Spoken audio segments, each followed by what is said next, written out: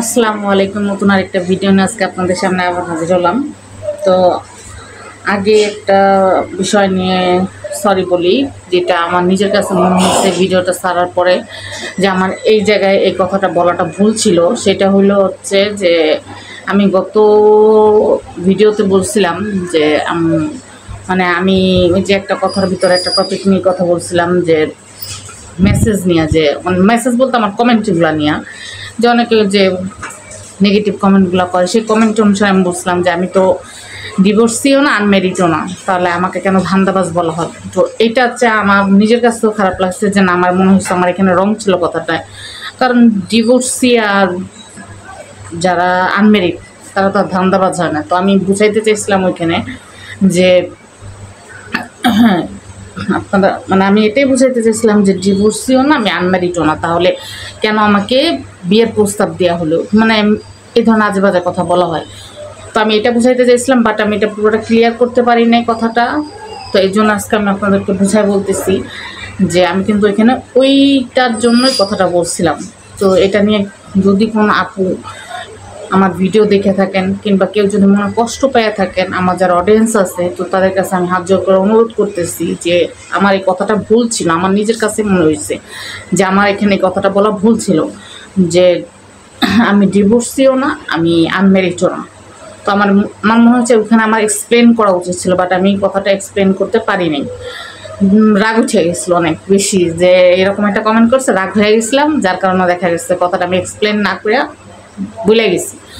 তো যাই হোক, ওইখানে কথাটা আমার ভুল ছিল।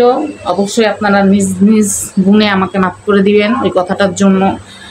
আমার নিজের কাছে ভিডিওটা ছাড়ার পরে আমার মনে হয়েছে যে না, এটা তো ভুল হয়েছে আমার এখানে কথাটা বলা। তো এর জন্য আমি ভাবছি যে নেক্সট ভিডিওতে অবশ্যই আমি ক্লিয়ার করে দিব।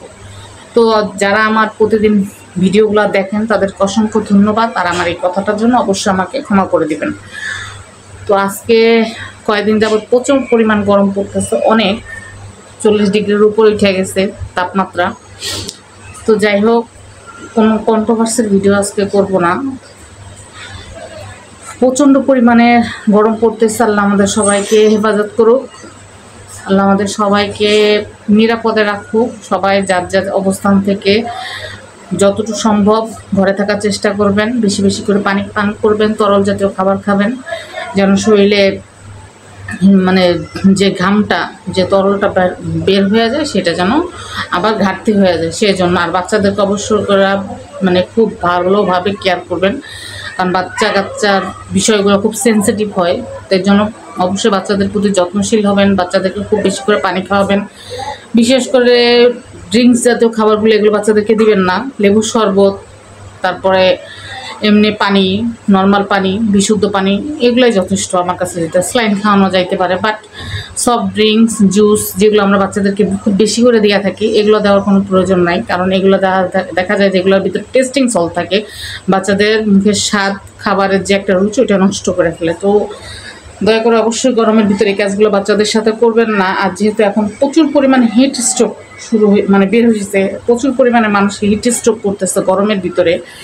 তো এর জন্যই বলবো, বাইরে যাওয়ার সময় অবশ্যই একটা ছাতা ব্যবহার করবেন। আর যদি ছাতা নাও থাকে, মাথাটা যেভাবে হোক না কেন নিজেকে রোদের থেকে একটু দূরে রাখারই চেষ্টা করবেন। কারণ গরমের ভিতরে মাথাটা যখন গরম হয়ে যায়, অনেকেরই দেখা যায় যে অনেক ধরনের প্রবলেম হয়। প্রেশার যাদের বেশি, তাদের এই সময়টা আরও বেশি কষ্ট হয়। নিজের প্রতি অবশ্যই খেয়াল রাখবেন, নিজেরা সতর্কভাবে চলবেন। আল্লাহর বাতাস হইতেছে কি সুন্দর দেখেন। তো আল্লাহর বাতাস যখন গায়ে লাগে, তখন তো শরীরে এমনি ঠান্ডা হয়ে যায়। আমার জন্য দোয়া করবেন, আমার পুরো পরিবারের জন্য দোয়া করবেন। আর অবশ্যই আমার ভিডিওটা যারা দেখেন, একটা করে লাইক করবেন, একটা করে কমেন্ট করবেন। আর যদি ভালো লাগে বেশি, তাহলে অবশ্যই শেয়ার করে দিবেন আমার ভিডিওগুলা। তো এগুলো তো আমি প্রতিদিন বলি না, বাট তারপরেও আজকে বললাম, কারণ দেখা যায় প্রতিদিন বলা হয় না। তো এটাই হলো কথা। আর ভাইয়ারা যারা আমাকে নেগেটিভ কমেন্ট করেন, আমি তাদেরকে বলতে চাই, ভাইয়া নেগেটিভ কমেন্ট করেন, কোনো সমস্যা নেই। দরকার হলে ভালো না লাগলে গালাগালি করেন, তার তো কোনো আপত্তি নেই। বাট ওই যে কিছু কিছু কথা বলেন যেগুলো আমার ভালো লাগে না একদমই, ওগুলা বলবেন না। ওইগুলা ছাড়া লাগলে গালাগালি করেন। আপনাদের এখানে পূর্ণ স্বাধীনতা কমেন্ট করার, আপনারা যে যেমন চায় সেটাই কমেন্ট করতে পারেন। কিন্তু একটা মানে মানুষের এমন জায়গায়, দুর্বল জায়গায় কখনো কোনো খারাপ কথা বলবেন না, এটা শুনতেও খারাপ লাগে। আমার ভুল হইতেই পারে, আপনার আমার কথা ভালো নাই লাগতে পারে, সেটা বলতেই পারেন যে আপু এটা হয় নাই, এটা আমার মনে হয়েছে ভুল হয়েছে আপনার, এটা বলতে পারেন। কিন্তু আর বিশেষ করে কমেন্টগুলো যখন করবেন, অবশ্যই কমেন্টগুলো যেন আমি পড়তে পারি। আমার নিজের কাছে আমি যখন কমেন্টগুলো পড়ি আমার খুব ভালো লাগে, কিছু কিছু কমেন্ট পড়া, সো আমি যেন পড়তে পারি এমন কমেন্টগুলো করবেন। ওই যেভাবে কমেন্ট করেন বলে আমি পড়তে পারি না, আর পড়তে না পারলে বুঝতেও পারি না, উত্তরও দিতে পারি না, বাধ্য হয়ে ইমোজি দিয়ে দিতে হয়, কারণ আমি তো বুঝতে পারতেছি না।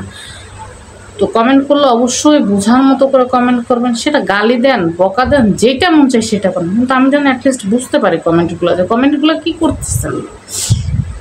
আর কিছু বলার নাই, মন চাইলে যা মন চায় তাই করেন কমেন্ট, এছাড়া তার কিছু বলার নাই। কারণ আমি বললেও আপনারা চুপ করবেন না, আর আমি না বললেও আপনারা চুপ করবেন না, তা আপনাদের যার যেমন ইচ্ছা তেমন করবেন। আর যারা আমাকে ভালোবাসেন, যারা আমাকে আমার ভিডিওগুলো দেখেন, আমাকে সাপোর্ট করেন, তাদের সবার প্রতি আমার আন্তরিক শুভেচ্ছা, আমি তাদের প্রতি অনেক কৃতজ্ঞতা, আমি অনেক কৃতজ্ঞ আপনাদের কাছে। আপনারা যে পরিমাণ ভালোবাসা আমার এত অল্প কয়েকদিনে দিচ্ছেন আমার ছোট্ট একটা চ্যানেলে, আজকে আলহামদুলিল্লাহ 352টা সাবস্ক্রাইবার হয়েছে আপনাদের দোয়ার ভালোবাসায়। আপনারা যদি আমাকে আরও বেশি করে সাপোর্ট করতে পারেন, ইনশাল্লাহ আমি আরও অনেক আগায় যেতে পারবো।